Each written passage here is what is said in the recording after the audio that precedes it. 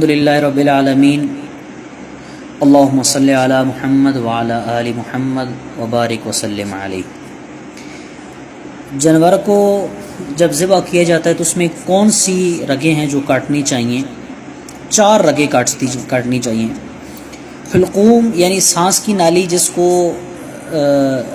نرخدہ بھی کہا جاتا ہے، دوسری مری یعنی کھانے پینے والی نالی، اور تیسری وجدین یعنی خون کی 2 رگیں۔ یہ سانس کی نالی کے دائیں بائیں 2 رگیں ہوتی ہیں جن کو شاہرگ بھی کہا جاتا ہے۔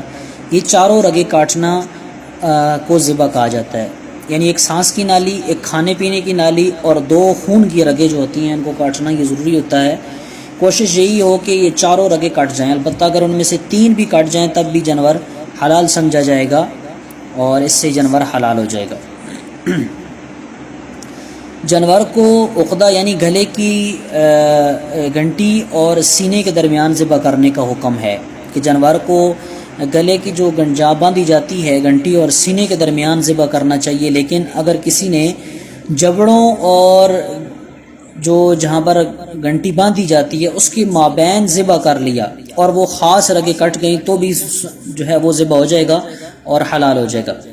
گدی کی جانب سے جانور ذبح کرنے کا حکم جو ہے وہ یہ ہے کہ ذبح کرتے وقت اس بات کا خیال رہے کہ گلے ہی کی جانب سے ذبح کیا جائے، گلے کو چھوڑ کر گدی کی جانب سے ذبح کرنا یہ مکروہ ہے، اس میں جانور کو بے جا تکلیف دینا۔ البتہ اگر کسی نے گدی کی جانب سے ذبح کر لیا اور وہ خاص رگیں کٹ گئیں تو جانور حلال ہو جائے گا، لیکن یہ عمل کرنا مکروہ ہے۔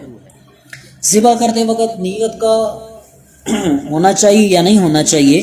تو نیت کا اس میں بہت زیادہ عمل داخل ہے، کہ نیت یہی ہونی چاہیے کہ میں اللہ کی رضا کی خاطر قربانی کی نیت سے جانور کو ذبح کر رہا ہوں، اور جب ذبح کے لیے جانور کو لٹا دیا جائے تو اس کے بعد قبلہ رخ لٹانے کے بعد یہ دعا پڑھنی چاہیے: انی وجہت وجہی للذی فطر السماوات والارض حنیفا وما انا من المشرکین ان صلاتی ونسکی ومحیای ومماتی للہ رب العالمین لا شریک لہ وبذالک امرت وانا اول المسلمین۔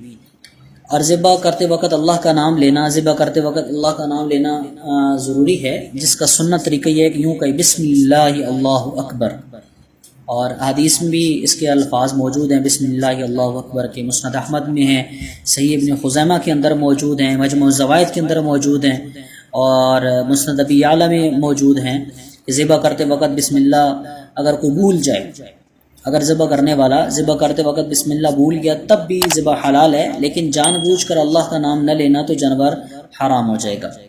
ذبح کرتے وقت بسم اللہ پڑھنا کس کے ذمے ہے؟ ذبح کرتے وقت صرف ذبح کرنے والے کے لیے بسم اللہ پڑھنا ضروری ہے۔ اسی طرح اگر چھری چلانے والے افراد ایک سے زائد ہوں تو ان میں سب کے ذمے بسم اللہ پڑھنا ضروری ہے۔ باقی جن حضرات نے جانور پکڑ رکھا ہو تو ان کے ذمے بسم اللہ اور تکبیر کہنا ضروری نہیں ہے۔ اب جانور ذبح کرنے والا مسلمان ہونا چاہیے، ذبح کرنے والے کا مسلمان ہونا یہ ضروری ہے، کیونکہ غیر مسلم کا ذبیحہ حلال نہیں ہوتا۔ جہاں تک اہل کتاب یعنی یہودی اور عیسائی شخص کے ذبیحے کا حکم ہے، تو اگر وہ واقعی اہل کتاب میں سے ہوں، اپنے آسمانی دین کو برحق جانتا ہو اور اپنے پیغمبر اور کتاب پر ایمان رکھتا ہو تو اس کا ذبیحہ حلال ہے۔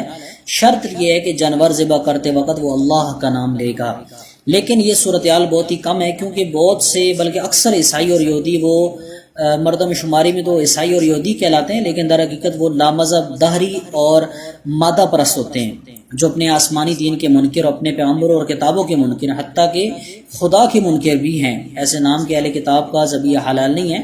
بہرحال کوشش یہ ہونی چاہیے کہ ذبح کرنے کے لیے کسی صحیح العقیدہ مسلمان کا انتخاب کیا جائے۔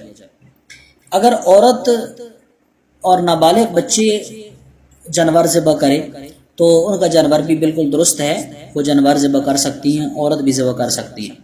اور جو شخص گونگا ہو، گویائی سے معروم ہو، تو وہ شخص ذبح کیسے کرے گا؟ تو گویائی سے معروم شخص کا ذبیحہ بھی حلال ہے، جبکہ وہ ذبح کا طریقہ جانتا ہو، ذبح میں کتنی اور کون کون سی رگیں کاٹنی چاہیے، اور اس کو تکبیر کا طریقہ بھی اشارے سے سکھایا جائے۔ اگر وہ اشارے سے تکبیر کہہ دے تکبیر تو یہ کافی ہے، اگر وہ تکبیر کے لیے زبان کو حرکت دینے پر قادر ہے تو بہت اچھی بات ہے۔ بلا وضو اور جنابت کی حالت میں جانور ذبح کرنے کا حکم کیا ہے؟ تو باوضو ہونا ضروری نہیں ہے، بلکہ بے وضو کے بھی ذبح حلال ہے۔ اسی طرح جنابت کی حالت میں اگر کسی نے ذبح کیا تب بھی درست ہے۔ ذبح کے بعد کھال کب اتاری جائے؟ تو ذبح کے بعد جب جانور سے روح نکل جائے تو اس کے بعد ہی کھال اتارنی چاہیے. روح نکلنے سے پہلے کھال اتارنا مکروہ ہے. اکثر جلدی میں اس طرح کے کام کرتے ہیں جس سے جانور کو بہت زیادہ اذیت اور تکلیف پہنچتی ہے، تو بہت زیادہ احتیاط کرنا چاہیے. جیسے کہ پہلے گزرا کہ جانور پر جو ہے وہ رحم دلی کا معاملہ کریں گے تو کل قیامت والے دن وہ خالق کی کائنات ہم پر رحم کرے گا.